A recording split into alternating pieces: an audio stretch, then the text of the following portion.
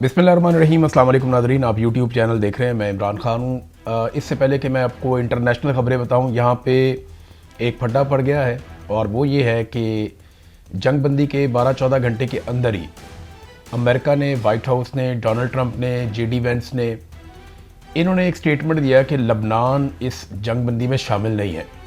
ये मामला क्या है, इसकी चंद चीज़ें मैंने अभी आपके सामने रखनी है। आलमी मीडिया इसको कैसे रिपोर्ट कर रहा है। देखिए, हमारे पाकिस्तान में एक प्रॉब्लम ये है कि हम हर चीज़ को देखते हैं उस ऐनक से जो एस्टेब्लिशमेंट ने हमें पहनाई हुई है, और एस्टेब्लिशमेंट ने एक मुहिब वतनी की ऐनक बनाई हुई है और वो हर पाकिस्तानी को फिट की हुई है। तो पाकिस्तान के अंदर उस ऐनक से बाहर देखना बहुत मुश्किल होता है, लिहाजा हम नज़रअंदाज कर देते हैं उन सारे फैक्टर्स को जो मौजूद होते हैं ग्राउंड पे। हम हकायक को जानना ही नहीं चाहते, देखना ही नहीं चाहते। तो दुनिया चीज़ों को किसी और तरह देखती है। यहाँ कुएं का मेंढक बन के आप दुनिया का मुकाबला नहीं कर सकते, लिहाजा हकायक को देखना चाहिए।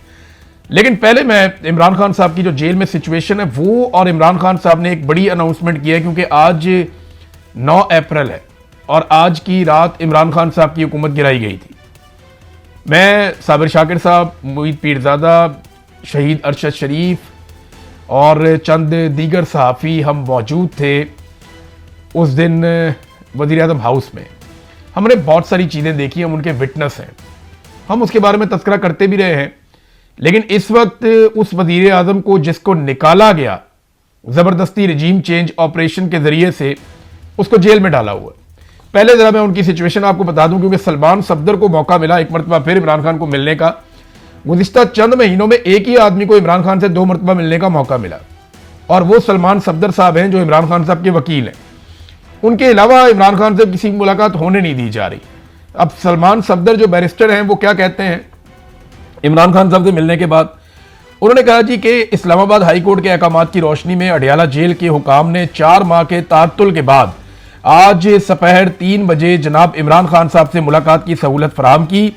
अदालती अहकामात और बारहा दरखास्तों के बावजूद बुशरा बीबी को अहम हदायत के लिए वकील और मुवक्किल से मुलाकात के लिए जो है वो सेल से नहीं बुलाया गया, उनसे मुलाकात नहीं करवाई।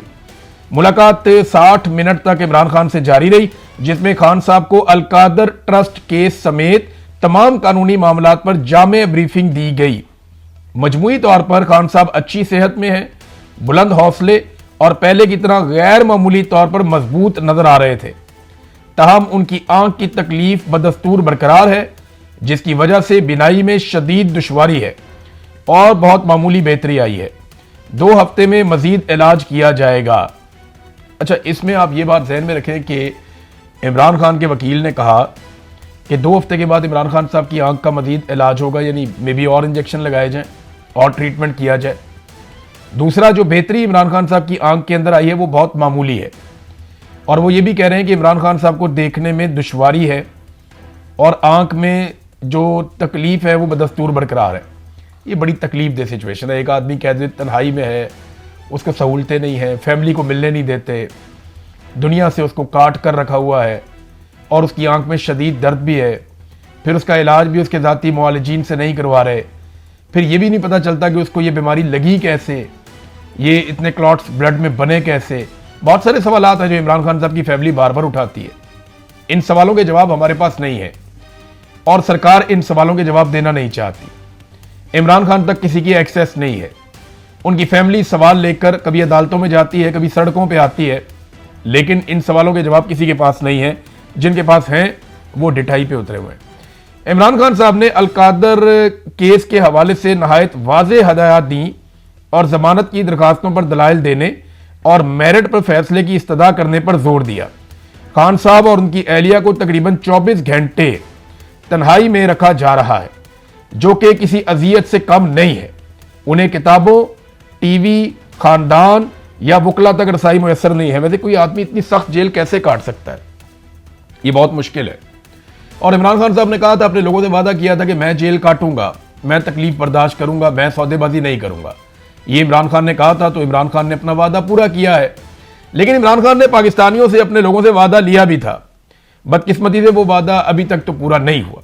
लेकिन इसी उम्मीद पर इमरान साहब मौजूद हैं, इमरान खान साहब, कि शायद पाकिस्तानी भी अपना वादा पूरा करेंगे। इमरान खान ने पाकिस्तानियों से कहा था कि आपने मुझे इंसाफ दिलवाना है, लेकिन आज इमरान खान साहब को इंसाफ इस लेवल का मिल रहा है कि 1.5 साल हो जाता है, उनका मुकदमा ही नहीं लगता। अब इमरान खान साहब ने एक और अनाउंसमेंट उनकी पार्टी ने की और यह बताया कि ये इमरान खान साहब के हुक्म पर की गई है। कुछ चीज़ें तो ये रिपोर्ट हो गई है ना, कुछ चीज़ें इमरान खान साहब ने पैगामात भिजवाए हैं जो उनकी पार्टी के लोगों को मिलेंगे, यानी सुहेल अफरीदी को मिलेंगे, फैमिली को मिलेंगे, और मिल भी गए होंगे अब तक। और इसके अलावा उनकी पार्टी को भी पैगामात मिले। इमरान खान ने आलमी सतह पर पाकिस्तान की सफारती कोशिशों से इमरान खान साहब आगाह थे, पार्टी को जलसा मनसूख करने का पैगाम भेजा है, ये ज़राए ने बताया, जियो न्यूज़ ने इसको चलाया। और फिर पाकिस्तान तहरीक इंसाफ ने गुडविल के तौर पे एक अच्छे जेस्चर का मुजाहरा करते हुए हुकूमत की दरख्वास्त पर जो जलसा किया जा रहा था कि 4 साल हो गए रिजीम चेंज ऑपरेशन को, ज्यादती करके इमरान खान साहब को जर्नैलों ने उस वक्त सियासतदानों के साथ मिलकर एक साइफर की आमद के बाद इमरान खान साहब को निकाल बाहर किया था उनकी हुकूमत में से। तो उस वक्त से लेकर अब तक पाकिस्तान में इंसानी हकूक का एक बहरान है। पाकिस्तान के मीडिया को कैद कर दिया गया, अदलिया को कैद कर दिया गया, पाकिस्तान के तमाम इदारों पर कब्जा कर दिया गया और पाकिस्तान की मिलिट्री एस्टेब्लिशमेंट ने हर चीज़ को तहबाला कर दिया। पाकिस्तान की मईशत बर्बाद हो गई, पाकिस्तान का अमन व सुकून बर्बाद हो गया, बेशुमार चीज़ें पाकिस्तान की खराब हुई हैं। और अब एक ऐसे पाकिस्तान में फील्ड मार्शल आसिम मुनीर साहब हैं जिनके पास 5 साल की मजीद एक्सटेंशन है और ताहयात इस्तिस्ना है। ये चीज़ें तारीख में किसी और को ऐसे नहीं मिलती रही जो इन्होंने ले ली हैं और जमहूरियत के नाम के ऊपर ली है। ये उससे ज़्यादा मज़ेदार बात है। तो इमरान खान साहब ने कहा जी ठीक है, जलसा मनसूख कर दो, पीटीआई ने कर दिया, गुडविल जेस्चर है। लेकिन मैं आपको याद दिलाऊं कि पीटीआई के ऊपर इल्ज़ाम लगता है कि ये मुल्क की वफादार नहीं है। ये कहा जाता है ये मुल्क से वफादारी नहीं करते, ये मुल्क के वफादार नहीं है, इनके ऊपर गद्दारियों के, बगावतों के फतवे लगाए जाते हैं। हत्ता कि जो लोग इमरान खान साहब के मौक़िफ़ पर बात करते हैं उनके ऊपर भी गद्दारियों के फतवे लगाए जाते हैं। जैसा कि मैं हूं, साबिर शाकिर साहब हैं, मुईद पीरज़ादा साहब हैं, अरशद शरीफ के ऊपर यही फतवे लगाए गए और बहुत सारे जर्नलिस्ट हैं, सदीक जान है, पाकिस्तान के अंदर हमारे बहुत सारे दोस्त साथी हैं जिन पे गद्दारियों के फतवे धड़ाधड़ लग जाते हैं फौरी तौर पे। लगते क्यों हैं? वजह यही है ना कि इमरान खान का मौक़िफ़ सुनवाते हैं। तो पाकिस्तान की एस्टेब्लिशमेंट नहीं चाहती कि इमरान खान का मौक़िफ़ सुनवाया जाए। लेकिन मैं आपको याद दिलाता हूं कि जब फैटफ के ऊपर कानून साजी हो रही थी तो उस वक्त पीपल्स पार्टी और पीएमएलएन ने ब्लैकमेल किया था कि हमारी लीडरशिप के मुकदमे खत्म करो वरना हम फैटफ पे कानून साजी नहीं होने देंगे। वो भी तो पाकिस्तान का मामला था, वहां पे भी गुडविल जेस्चर आना चाहिए था, नहीं आया ना, नहीं आया। आपको याद है बिलावल का स्टेटमेंट जब ओआईसी की कॉन्फ्रेंस पाकिस्तान में हो रही थी तो बिलावल ने कहा था कि मैं देखता हूं कि कैसे ओआईसी की कॉन्फ्रेंस पाकिस्तान में होती है। ऐसा स्टेटमेंट कभी आपने पीटीआई का सुना? आपने नहीं सुना होगा। पीटीआई ने अपना जलसा कैंसिल कर दिया कि मुज़ाकरात हो रहे हैं अमन के लिए, बड़ी अच्छी बात है, हम अपना जलसा कैंसिल कर देते हैं, लेकिन फिर भी पीटीआई को गद्दार कहा जाता है। यहां तक कहा गया, ये 3 चीजें मैं आपके सामने रखता हूं कि जनाब जब भारत के साथ लड़ाई हुई तो ये भारत के साथ मिल गए, जब हालिया लड़ाई हुई ईरान की और अमेरिका की तो ये पाकिस्तान को लड़वाना चाह रहे थे, और अफगानिस्तान के साथ मिल जाते हैं जब अफगानिस्तान के साथ लड़ाई होती है। तो मैं जरा तीनों चीजों को आपके सामने रख दूं। जब भारत के साथ पाकिस्तान की लड़ाई हुई थी ना तो पाकिस्तान तहरीक इंसाफ के सोशल मीडिया का जर्नैलों ने शुक्रिया अदा किया था। अब तक के लिए इतना ही। अपना ख्याल रखिएगा, अपने चैनल का भी। अल्लाह हाफ़िज़।